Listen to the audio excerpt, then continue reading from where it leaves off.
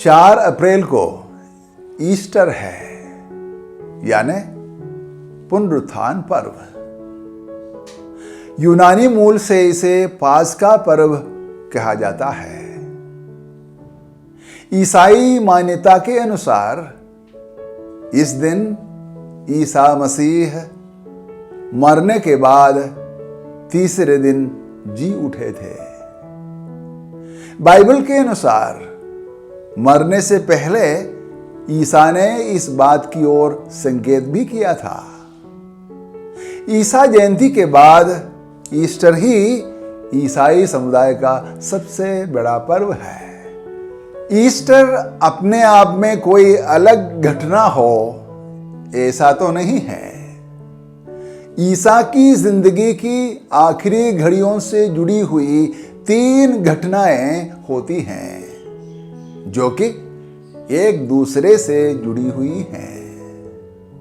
अपने शिष्यों के साथ अंतिम भोजन करना और उनके पैर धोना पहली घटना है। सलीब पर अपनी जान को पिता परमेश्वर के हाथों सौंपकर मर जाना दूसरी घटना है, तथा मुर्दों में से जी उठना या ईस्टर तीसरी घटना भी। इन तीनों घटनाओं को ईस्टर की 3 कड़ियां कही जा सकती हैं। 3 दिनों में बिखरी हुई इन 3 घटनाओं को पवित्र गुरुवार, पवित्र शुक्रवार और पवित्र रविवार भी कहा जा सकता है। तीनों घटनाएं मिलकर ईसा की पुण्य तिथि के रूप में एक साझी हकीकत साबित होती है। या यूं कहा जाए, ये तीनों घटनाएं एक सच्चाई के 3 पहलू हैं। इन 3 दिनों को मिलाकर त्रिदूम या दिवस त्रय कहते हैं। ये 3 दिन पवित्र सप्ताह के भीतर आते हैं। पवित्र सप्ताह 40 दिनों की तैयारी के बाद आता है, जो कि लेंट या उपवास काल के रूप में जाना जाता है। 40 दिन इसलिए हैं कि अपने सार्वजनिक जीवन शुरू करने से पहले ईसा ने 40 दिन का उपवास किया था। उपवास काल राख बुधवार या राख सोमवार से शुरू होता है, जो कि अपने गुनाहों को कबूल करने का सालाना रस्म है।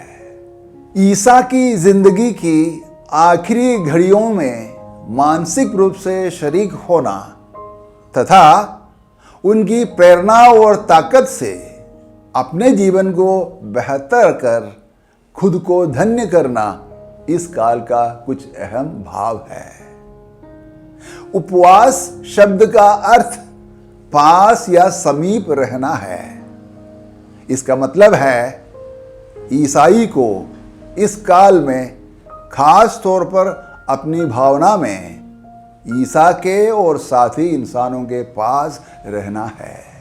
ईसा या ईश्वर के करीब रहने का मतलब है ईसा के मूल्यों को अपनाना और ईसा जैसे बनने की कोशिश करना। साथी इंसानों के करीब रहने का मतलब है उनके प्रति प्यार भाव से प्रेरित होकर उनकी मदद करना, खासकर जरूरतमंदों की। इंसान के लिए जो किया जाता है वह असल में ईसा के लिए किए जाने के बराबर है, तथा जो ईसा के लिए किया जाता है वह ईश्वर के लिए किए जाने के बराबर भी। ईश्वर और इंसान में तालमेल बिठाने के लिए बस यही ईसा की स्वर्णिम तालीम थी। ईस्टर की शुरुआत पवित्र गुरुवार से होती है। इस दिन 2 हिस्से में ईसा की गुरुता का चरम रूप जाहिर हुआ था। अंतिम भोज में आपने रोटी और दाखरस को, यानी खाने और पीने को, अपनी याद में एक दूसरे के साथ साझा करने की नसीहत दी। साथ ही गुरु होकर भी विनम्र भाव से अपने चेलों के पैर धोकर आपने सेवा की चरम सीख दी।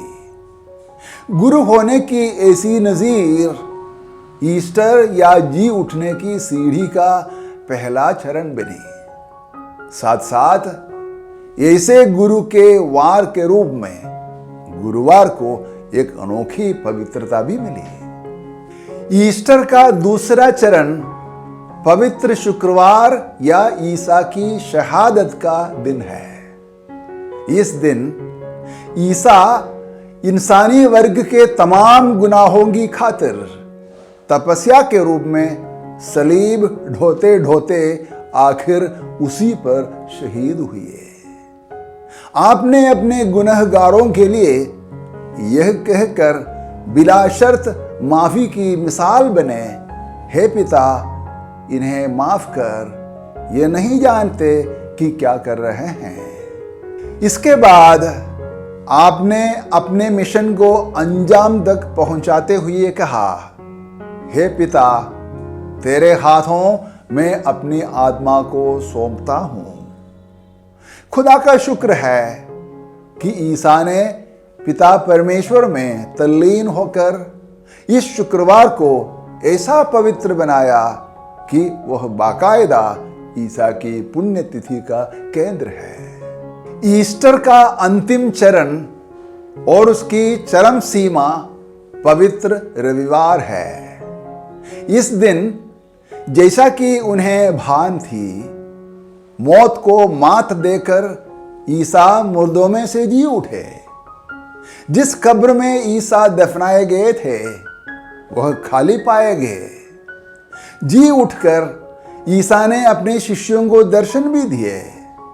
हताश हुए चेलों में एक नई ऊर्जा का संचार हुआ। उन्हें अपने गुरु के अलौकिक कद का एहसास हुआ। ये सब जी उठने के कुछ अजीबोगरीब सबूत रहे। साथ ही जी उठना असल में खुदाई करिश्मे की पहचान है। जी उठकर ईसा हमेशा के लिए ईश्वरीय ऊर्जा का जीता जागता सोता बने रहे। जो रविवार ईसा रूपी रवि के वार के तौर पर पवित्र हुआ, वह ईस्टर रविवार बना। तब से लेकर रविवार पवित्र दिन के रूप में करीब करीब सारी दुनिया में सार्वजनिक छुट्टी का दिन भी बना। ईसाई मान्यता है कि ईस्टर या ईसा का जी उठना सिर्फ ईसा की हकीकत नहीं है, यह हर ईसाई की, हर इंसान की भी अमरता की राह बनी है। ईसा का कहना था, मैं ही पुनरुत्थान और जीवन हूं, जो मुझ में विश्वास करता है वह मरने पर भी नहीं मरेगा, वह जी उठेगा। जी उठना सिर्फ मौत के बाद की घटना नहीं है, वह पैदाइश से लेकर मौत तक और उसके बाद तक भी चलने वाली एक अटूट प्रक्रिया है। हाँ, जीवन यात्रा है। बस आस्था की ऊर्जा और विश्वास की ताकत बनी रहे, यही दरकार है। जी उठना हमेशा के लिए जुग जुग जीने का महज दूजा नाम है। लेकिन जी उठना इतना आसान नहीं है। रोटी पानी को दूसरों के साथ, खासकर लाचारों के साथ भरपूर साझा करना होगा। विनम्र होकर औरों के पैर धोना होगा, उनकी सेवा करनी होगी, खास तौर पर अपने से कमतरों की। अपने गुनहगारों को माफ करना होगा, वो भी दिल से, हर बार और बिला शर्त।